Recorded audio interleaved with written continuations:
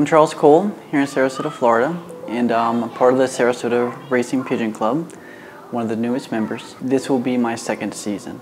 Back in the 50s, this was a very popular sport, and in the 60s, not so much, in the 70s, 80s, and then as time has gone on, now when I tell people about pigeon racing, most people never even heard of it. I have the flying team, which are trained from when they're just out of the nest. When they're 30 days old, they leave mom and dad and they start being trained.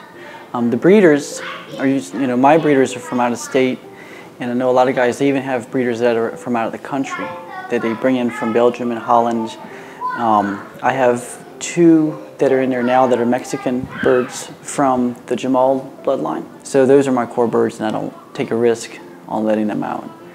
But the flying birds, I train them, but if they want to quit, they can quit anytime they want. They can just not come home.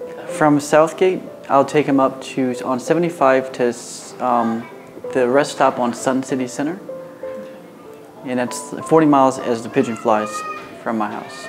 They can do that in about 35 minutes. An average rate, 35 to 45 minutes, depending on the wind and the heat and just how they feel that day. A typical racing pigeon can maintain a little over 60 miles an hour for 300 or 400 miles. There's many different kinds of pigeons, and they come from these bloodlines, mostly from Belgium. Jensen is a real big one. Everyone knows, anyone that has pigeons has a couple Jensens because they were so popular.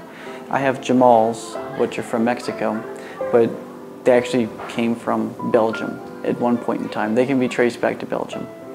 With work and with going to school full time, plus a family, plus taking care of the birds, I don't have as much time to train them as someone who's retired and doesn't have little ones living with them. Usually once you get pigeons, you have pigeons for life.